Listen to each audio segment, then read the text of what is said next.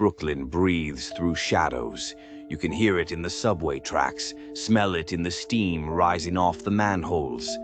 And standing in the middle of all that weight, Nick Palermo.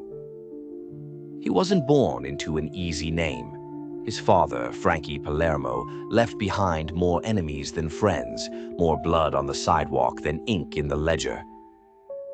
When Frankie got clipped, Nick learned quick. Brooklyn don't give you mercy, it gives you tests. And every day since, he's been proven he ain't the type to fold. Nick ain't a loudmouth. He's the quiet storm. The one who listens, calculates, then moves when it hurts the most. With his godfather, Goku D'Angelo, whispering wisdom, and his sister Bambi tied to him by blood and fire, Nick's motivation is simple. Keep the family alive, keep the legacy strong.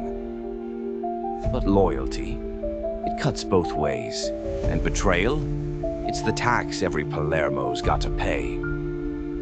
You'll see him out there in the Pine Barrens, shovel in hand, doing what needs to be done when the world's eyes ain't watching. You'll see him sitting in back rooms, staring across the table, deciding who lives and who disappears. Nick Palermo's got the kind of weight you don't measure in muscle, you measure it in resolve. And now, the streets are heating up again. Deals are being cut, alliances tested, and ghosts from the past are crawling back into the light. Brooklyn bloodlines, family is forever, and Palermo, that name don't die easy. Season 2 coming soon.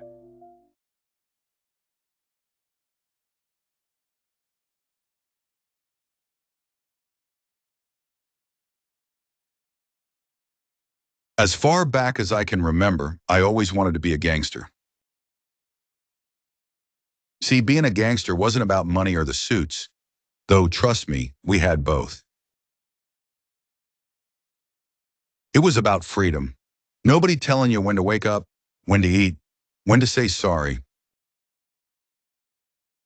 We were the rules.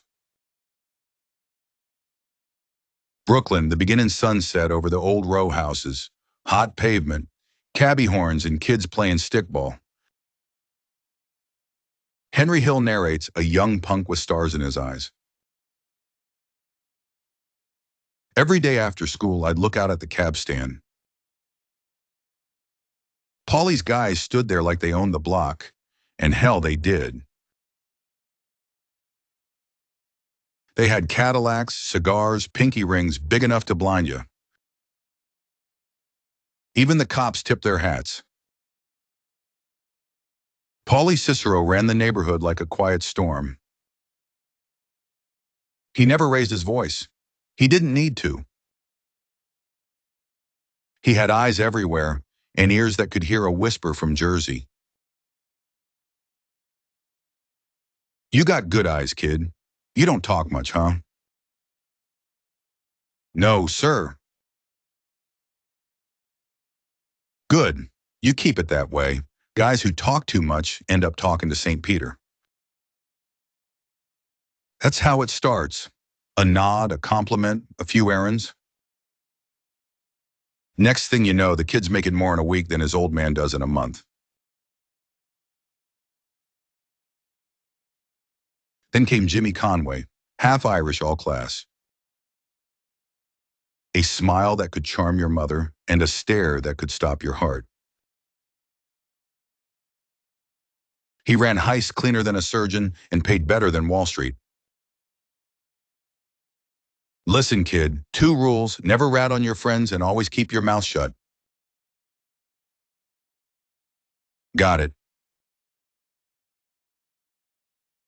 And then there was Tommy DeVito, 5'0", all napalm.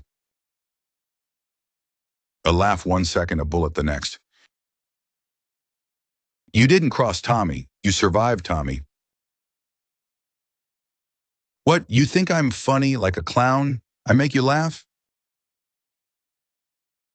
That's the thing about guys like him. The moment you breathe, you're already dead. By the mid-70s, the crew was untouchable. We had the docks, the airports, the unions. We owned everything but the mayor's chair. And if he played nice, we'd buy that too. We were kings. We didn't wait for tables. We owned the freaking restaurant.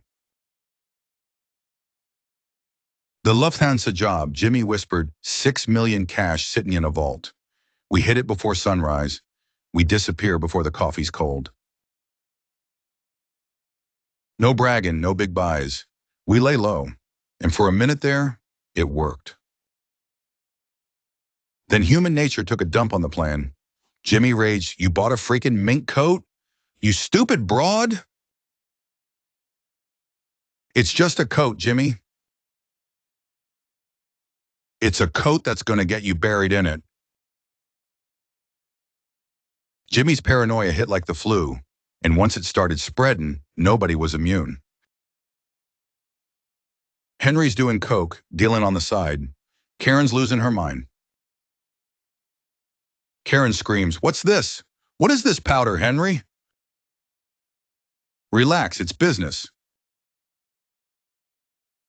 When a wise guy starts saying it's business, he's already losing his soul. The coke, the cash, the chasing, it all blurs together till the feds knock at your door. They're everywhere. The feds are everywhere. Jimmy's looking to whack him. Paulie won't answer his calls. And Tommy? Tommy gets made, only to end up made dead, shot in the head like a dog. Mr. Hill, you've got two choices: witness protection or prison. I'll talk.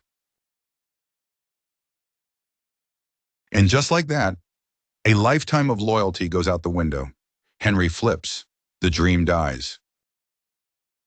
I'm an average nobody. I get to live the rest of my life like a schnook.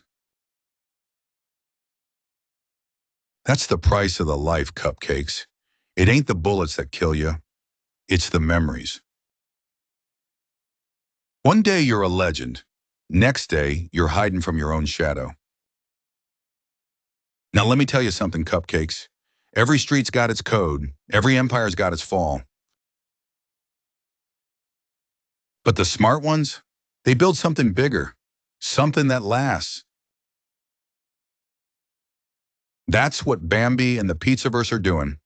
We're telling the stories the suits don't got the guts to tell, the real deals, the wise guy wounds, the ghosts of Brooklyn that never really left. You think Goodfellas was something? Wait till you see how we spin it.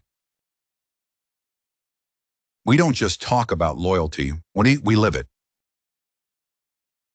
We honor the past, call out the phonies, and keep the sauce hot enough to burn a rat clean off the map. So go hit that subscribe button, capiche? Light a cigar, pour a glass, and step into Bambi's world, where every story's got a pulse, every face has got a history, and every wise guy ends up right here, in the Pizzaverse. Thanks for watching.